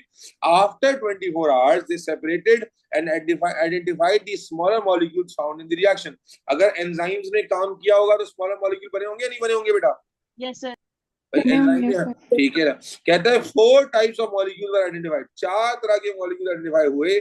short chains of beta glucose, peptides, amino acid. Explain the presence of these molecules in the reaction mixture after 24 hours of hydrolysis. ये छोटे छोटे मॉलिक्यूल्स कहां से आ गए जी भाई, बताइए भाई, क्या पता चल रहा है? सेलुलोज है। ये किसका माइक खुल गया भाई? क्या कर रहे हो तुम लोग? किसका माइक खुला हुआ है? ये तो बहुत डिबेट है इसका, आप और हम तो क्या फैसला कर सकते हैं? बेटा क्या करते हो?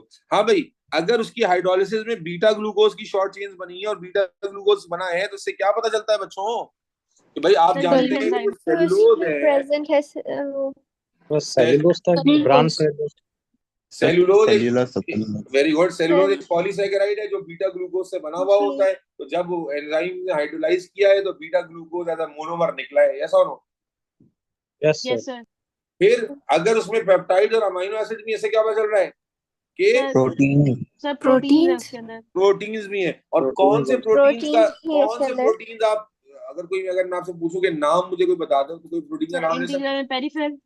Sorry, integral and peripheral. Proteins. अरे वो सेल वॉल में कहाँ होते हैं? सेल मेम्ब्रेन में होते हैं। कोई प्रोटीन बता दो सेल वॉल में हो सकता है। What do think? Sir cell surface receptors हो सकते हैं। अरे सेल सरफेस सेल वॉल में कहाँ से आ गए? अल्लाह की वली, क्या कर रहे हो? सेल वॉल एक स्ट्रक्चरल में सपोर्ट होती है। कौन सा प्रोटीन तुमने पढ़ा है गधों? अकल घास चलने चली गई। कौन सा प्रोटीन पढ़ा है? कौन सा प्रोटीन पढ़ा है जो स्ट्रक्चरल सपोर्ट के लिए होता है? वो कह रही है सेलुलोज। अबे सेलुलोज कहाँ से आ गया? वो तो कार्बोहाइड्रेट है। कोलेजन क्या पढ़ा है? कोलेजन नहीं पढ़ा आपने? यानी स्ट्रक्चरल सपोर्ट के लिए होता है प्रोटीन, यस और no? Yes sir. Yes sir. जी सर। तो मेरे बच्चे, आप कहेंगे cell wall contain cellulose and protein, collagen, whose hydrolysis results in production of beta glucose and amino acid as their, बोलो बेटा, respective monomers, as their respective, बोलो बेटा, monomers. Is that clear? Yes. Sir, I have a question. Sorry, बोलो बेटा. Sir, is collagen found in cell walls, or isn't it only in animal cells? Collagen is present in everywhere. It is the most abundant protein of nature. Okay, thank you, sir. ठीक है। अच्छा, एक और बात भी पता चलती है। देखो यहाँ पर उसने कहीं पर लिखा है बीटा ग्लूकोज बनाए और कहीं पर लिखा है short chain of beta glucose बनी है। कहीं पर लिखा है अमीनो एसिड बन गए, कहीं पर लिखा है पेप्टाइड। तो अगर अमीनो एसिड बन गए इसका मतलब कंप्लीट हाइड्रोलाइसिस हो गई या नहीं हो गई है? लेकिन कहीं कहीं पर पेप्टाइड और शॉर्ट चेन ये बता रही है कि पूरे के पूरे स्ट्रक्चर में कंप्लीट हाइड्रोलाइसिस नहीं हुई है, वरना सिर्फ हमें क्या मिलता? बीटा ग्लूकोज मिलता। ठीक है ना? तो यहाँ पर भी इस बात को मेंशन कर देते हैं कि presence of short chains of peptides and beta glucose units show what? Show partial hydrolysis of cell wall. Is that clear, guys and girls? Yes sir. Yes sir. चलो, ये क्वेश्चन भी कंप्लीट हो गया। Okay, now we have a next question. I think it should be the last one. No, oh no, it's not the last one. We have two more to go. Chalo, let's do it. Okay, T lymphocytes. सीधा immunity पे गया बेटा। T lymphocytes are produced in bone marrow. We know that already, and mature in thymus. ये तो हमें पता ही है। When mature T lymphocytes leave the thymus gland to travel throughout the body, they remain inactive inside organs such as spleen, lymph nodes. ये सब आपको पढ़ा हुआ है, yes or no? Until activated by the presence of antigen. Figure 5.1 shows what happens to two inactive T lymphocytes U1 and V1 in the presence of an antigen from a virus. अब देखते हैं diagram में क्या दिखाया हुआ है। U1 और T1 जो है, V1 जो है, ये हमारे पास वो है, अल्लाह आपका भला करे, क्या है? T lymphocytes है। ठीक है, और इन्होंने वायरस की प्रेजेंस में क्या किया देखते हैं। तो ये U1 था, U1 पे कुछ आके बाइंड हुआ, ये U2 में कन्वर्ट हुआ, फिर U2 से U3 और U4 बन गया। इसी तरह V1 था, वो V2 में कन्वर्ट हुआ। अच्छा, ये जो ये शेप है, ये वायरल एंटीजन की है। V1 और V2 में कन्वर्ट हुआ, उसके बाद जनाब आली फिर वो V3 और V4 में कन्वर्ट हो गया। फिर आगे क्या दिखाया है कि cell drive from U3 remain in spleen, lymphocytes and nodes, और जो U4 है release of cell signalling molecules. ठीक है, यहाँ पर cell drive from V3 remain in the spleen. यहाँ पर क्या कहता है, जो V4 है, V4 ये सेल था, और उसके बाद अटैच टू इन्फेक्टेड सेल, ये एक इन्फेक्टेड सेल से आके अटैच हो गया। ठीक है जी, अब सबको समझ में आया कि क्या दिखाया डायग्राम में? जी। ये कौन, ये U3 सेल के अंदर ही रहा है। ये कौन सा सेल होगा जो U3 सेल के अंदर ही रहा है? T memory. Definitely it would be a memory cell, yes और नो? Yes sir. ठीक है। Yes. Yes, sir. इसी तरह अगर मैं आपसे पूछूं कि कौन से सेल हैं जिन्होंने सेल सिग्नलिंग मॉलिक्यूल रिलीज किए हैं? T helper. ये टी हेल्पर सेल है, दैट इज वेरी ऑब्वियस। और इसी तरह ये जो V4 है जो जाके अटैच हुआ है T इन्फेक्टेड killer सेल से, cell. ये कौन सा सेल होगा? Killer. Killer cell, that is very obvious. तो मेरे ख्याल यही क्वेश्चन भी पूछा हुआ है। U4 क्या है? तो U4 हेल्पर टी सेल है, यस और नो? ये टी हेल्पर सेल है। और जो V4 है ये क्या है? टी किलर सेल, यस और नो? या टी किलर सेल को, चलो बस टी हेल्पर सेल, और यहां पर आ गया टी। उसके बाद कहता है describe the role of the U4 and V4 in a primary immune response. हाँ भाई, प्राइमरी इम्यून रिस्पांस में कौन क्या करता है? तो आप अच्छे जानते हैं, हेल्पर सेल क्या करते हैं? They release T helper cell cytokines reduce and interleukins जो cytokines. एक्ट करते हैं एज सेल सिग्नलिंग, जो किसको अट्रैक्ट करते हैं? B lymphocytes go to divide and lymphocytes. Differentiate into plasma cell and memory cell. जो प्लाज्मा सेल्स होते हैं वो क्या बनाते हैं? एंटीबॉडीज बनाते हैं। और फिर वो एंटीबॉडीज क्या करती हैं? बोलो। Bind to non-self antigen. और उनकी क्या करवा देती है? फेगोसाइटोसिस करवा देती है, yes or no? Yes sir. इसी तरह किलर सेल्स क्या करते हैं? तो आपने पढ़ा है कि वो केमिकल रिलीज करते हैं जैसे कि साइटोटॉक्सिन, जो क्या करता है? इन्फेक्टेड सेल को ब्रेक डाउन कर देता है बाय क्या क्या था मैंने? पोर्स इंसर्ट कर देता है, उनमें सुराख कर देता है जिससे पानी एंटर होता है और उनको बर्स्ट कर देता है, यस और नो? Yes sir. तो ये दो नंबर की वर्किंग मेरे ख्याल बहुत ही इजी है, मैं फ्लो चार्ट की फॉर्म में लिख देता हूँ। जो हेल्पर वाला है यानी कि U4, उससे क्या होता है? साइटोकाइंस रिलीज होते हैं या इंटरल्यूकिन्स रिलीज होते हैं। और फिर इससे क्या ट्रिगर होते हैं बेटा? B lymphocytes. बी लिम्फोसाइट से बनते हैं B memory and B plasma, और प्लाज्मा से बनती हैं एंटीबॉडीज। और एंटीबॉडीज जो हैं वो क्या करती हैं? वो बाइंड करती हैं और bind to non self antigen, और फिर उसकी क्या करवा देती हैं? पैगो। और जो टी किलर सेल है वो क्या करता है? तो हमने कहा भाई वो क्या रिलीज करता है बेटा? साइटोटॉक्सिन्स। टॉक्सिन्स जो जो होल क्या करते करते हैं? हैं, पंक्चर करते हैं, होल्स फिर जाके बर्स्ट हो जाता है सर। होल्स क्रिएट कर देते हैं जो कि ऑस्मोटिक डेथ का सबब बनता है। ठीक हो गया? चले जी आगे कहता है polio is a highly infectious viral disease. The virus infects the nervous system of humans. हमने पढ़ा है कि पोलियो में क्या होता है? पैरालिसिस हो जाता है, दिमाग में डैमेज हो जाता है। पोलियो का वायरस ब्रेन ईटिंग वायरस होता है। The disease can cause total paralysis within hours and can be fatal. ये डिजीज इतनी खतरनाक है ये टोटल पैरालिसिस कॉज कर सकती है कुछ ही देर के अंदर। The Global Polio Eradication Initiative was started in 1988 by the World Health Organization. In 1922, polio had been successfully eradicated from most of the world. However, cases have been recorded in some countries, including Pakistan. Discuss the steps that must be taken. ये बच्चों वाला सवाल है यार। Discuss the steps that must be taken by the health authorities during vaccination program if an infectious disease such as polio is to be eradicated. हाँ भाई, eradicate करना है आपको। सर ने नहीं पढ़ा है वैक्सीनेशन में eradicate करने में क्या क्या करना पड़ेगा? एजुकेशन। सबसे पहले आप एजुकेट करेंगे, वैक्सीन आप क्या बनाएंगे? इफेक्टिव वैक्सीन बनाएंगे, लाइव वैक्सीन बनाएंगे, कमर्शियली चीपर होगी। उनके लिए बड़े बड़े प्रोग्राम्स रन करेंगे, उनको फ्री ऑफ कॉस्ट प्रोवाइड करेंगे, थर्मोस्टेबल वैक्सीन बनाने की कोशिश करेंगे, है जी? हर्ड इम्यूनिटी अचीव करेंगे, हर्ड इम्यूनिटी अचीव करने की कोशिश करेंगे। ठीक है, इनको ग्लोबल प्रोग्राम्स का हिस्सा बनाएंगे, वर्ल्ड हेल्थ प्रोग्राम का हिस्सा बनाएंगे।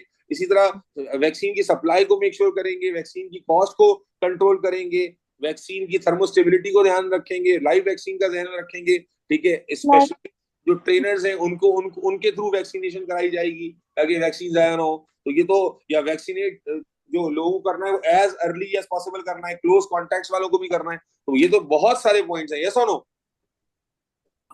जी सर, एक क्वेश्चन है सर। हाँ बोलो बेटा। सर जैसे ये पहले लिखा हुआ है कि it is a very aggressive virus, तो ये क्या सेंस बनता है कि हम बोलें कि एक लाइव वैक्सीन बनाए या डेड वैक्सीन ही लिखे? क्योंकि आपने अभी खुद लिखा हुआ है कि it's very aggressive and can kill a person in a few hours. Very good, very good, very good. तो आप यूं लिख सकते हो कि लाइव एटीन्यूएटेड वैक्सीन फॉर, या आप लाइव को डेड को छोड़ो, आप बोले एफिशिएंट वैक्सीन, खत्म हो गया, आपने वर्ड रिप्लेस कर दिया और वो पॉलिटिकली ठीक हो गया। Is that clear? ठीक है सर, वो फिर एग्जामिनर उस पर एतराज नहीं करेगा क्योंकि आप पर्टिकुलर नहीं हो रहे। जी बिल्कुल बिल्कुल, तो आप ठीक है उस सर। डेंजर जोन से ही बाहर आ जाओगे। ठीक ठीक है है, सर, थैंक यू। इसी ठीक है, इफेक्टिव वैक्सीन का जो कॉन्सेप्ट है वो यूज कर लोगे, बजाय इसके कि आप उसको सॉर्ट करते रहो। तो मेरे ख्याल है ये बड़ा प्रीटी इजी है, यस और no? Yes sir. Yes sir. चलो, यहाँ पर हम लिख देते हैं lot of points are discussed.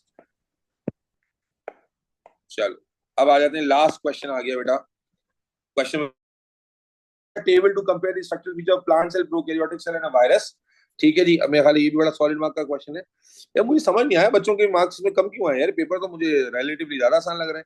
External structure में cell wall compose of cellulose है। हाँ जी, प्रोकैरियोटिक सेल में किससे बनी होती है बेटा? पेप्टिडोग्लाइकन। पेप्टिडोग्लाइकन।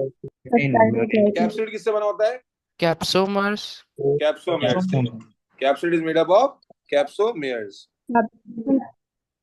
ठीक है, अच्छा जी, size of the ribosome prokaryotic cell में क्या होता है? 70S। 70S। और यहाँ तो राइबोसोम है। 70S। उसके बाद न्यूक्लिक एसिड डीएनए आरएनए होता है। वायरस में क्या होता है?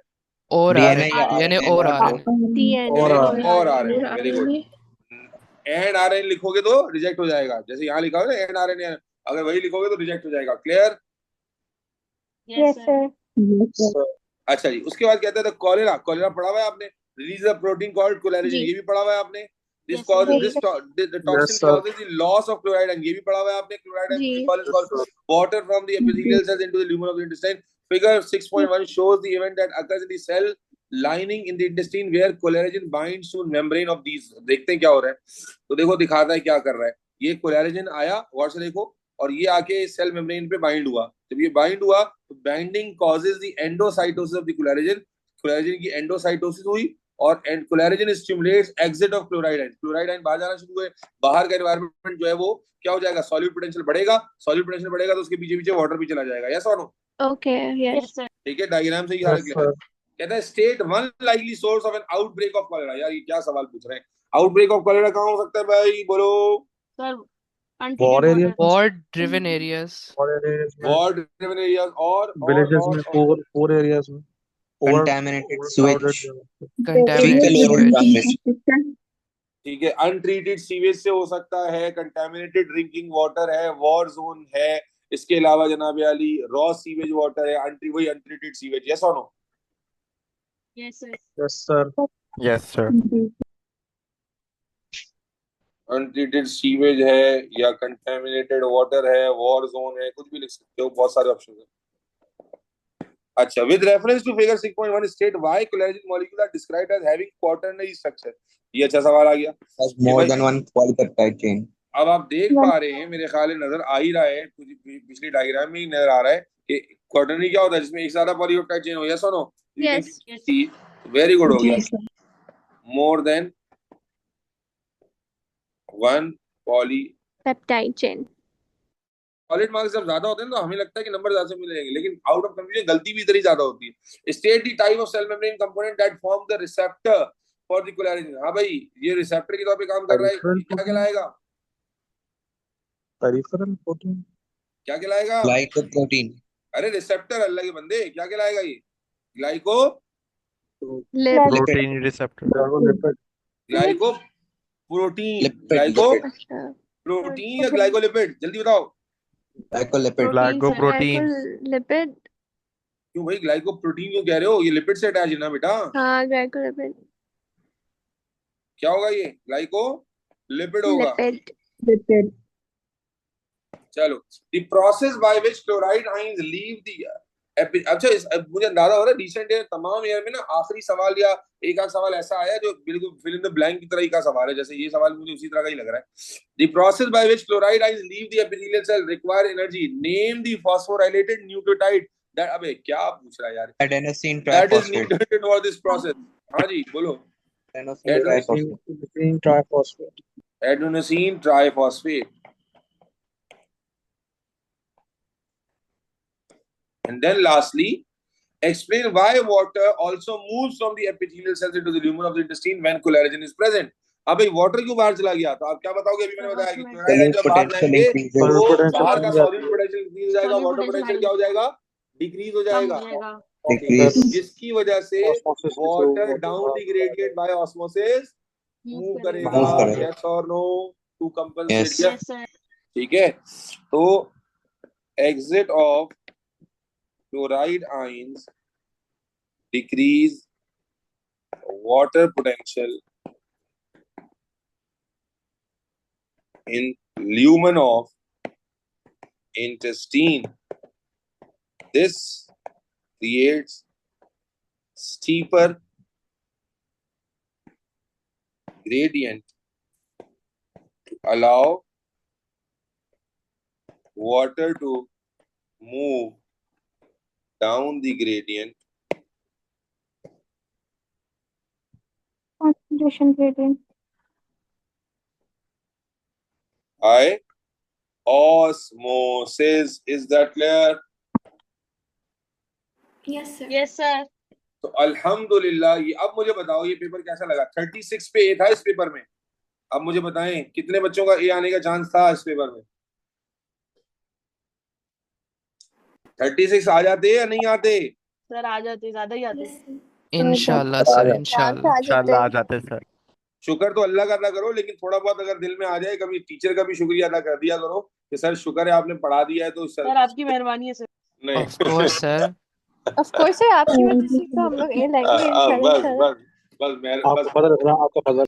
अल्लाह खैर करे। अच्छा चले बेटा, ये पेपर भी अल्हम्दुलिल्लाह कंप्लीट हो गया। ठीक है, मैं फिर वही कहूंगा कि जितने हर पेपर में जिस तरह के क्वेश्चंस आप देख रहे हैं, उन क्वेश्चन मेरा अंदाजा ये कि इस पेपर का थ्रेशोल्ड क्यों कम होगा, क्योंकि इस पेपर में ज्यादातर क्वेश्चन थे जिसमें मार्क्स अगर आपने जरा सा मिसअंडरस्टैंड किया तो मार्क्स गए, और सॉलिड मार्क्स गए। तो इवेंचुअली जो है ना बच्चों को इस यानी बहुत सारे बच्चे, बहुत सारे क्या आप भी में से बहुत सारे बच्चे ऐसे होते हैं जो सिली मिस्टेक्स करते हैं और उनको लग रहा होता है वो ठीक कर रहे हैं, बट वो गलत कटवाते आते हैं, मार्क्स डर्ट होते चले जाते हैं। इवेंचुअली जैसे डीएनए वाला सवाल था, अगर डीएनए का चैप्टर अच्छे से किसी ने नहीं किया हुआ तो वो सवाल ठुक गया उसका, तो वहीं पर उसके मेरे ख्याल 12 नंबर का सवाल था, 12 नंबर तो वहीं चले जाएंगे उसके। तो इसलिए इस तरह की चीजों को आपने अपनी रिवीजन ही से तगड़ा करना है। अब भी अगर कोई बच्चा डीएनए वाला चैप्टर छोड़ के जा रहा है तो बस अल्लाह ही उसका हाफिज नासिर भी क्या कह सकते हैं। अपना बहुत सारा ख्याल रखिएगा। I see you again in the next class.